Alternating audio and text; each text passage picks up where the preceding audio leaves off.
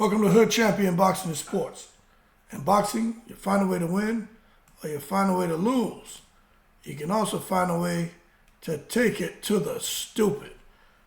Conor Benn's nightmare, let me tell you something. I personally thought that Conor Benn had got ahead of his issues with the British Boxing Board of Control, UKAD, and everybody else involved. I mean, if you listen to Eddie Hearn, it sounded like it was a done deal.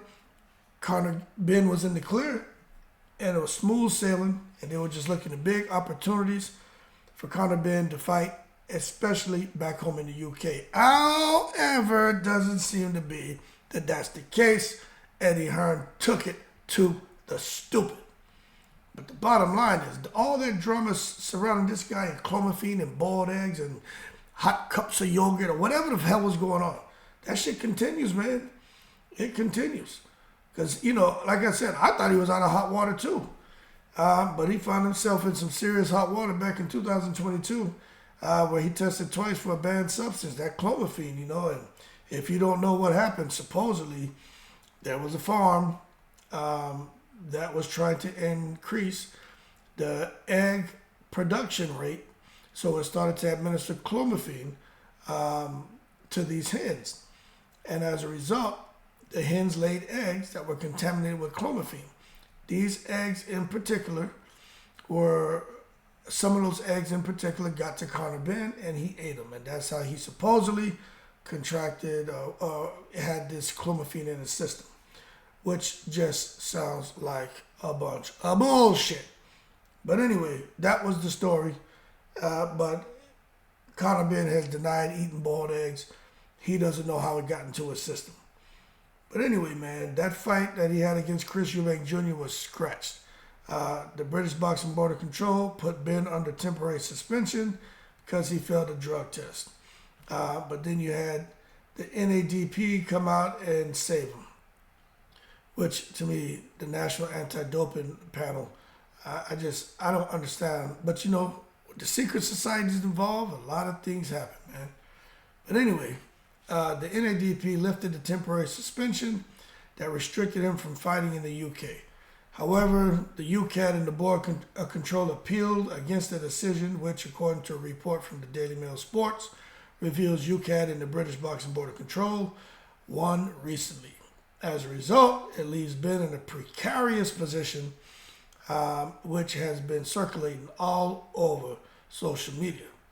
Now, a representative for Conor Benn says, hey, look, y'all can believe what you want, but Conor Benn is free to fight. Now, having cleared Benn to fight back in July last year, the NADP communicated the news last week. However, whether Benn's suspension to fight in the UK will be reimposed is yet to be seen.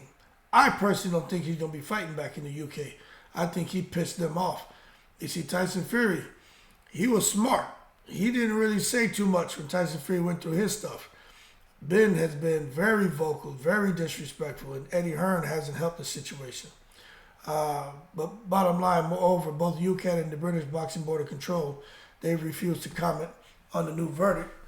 But Benn's corner they ended up releasing a statement, and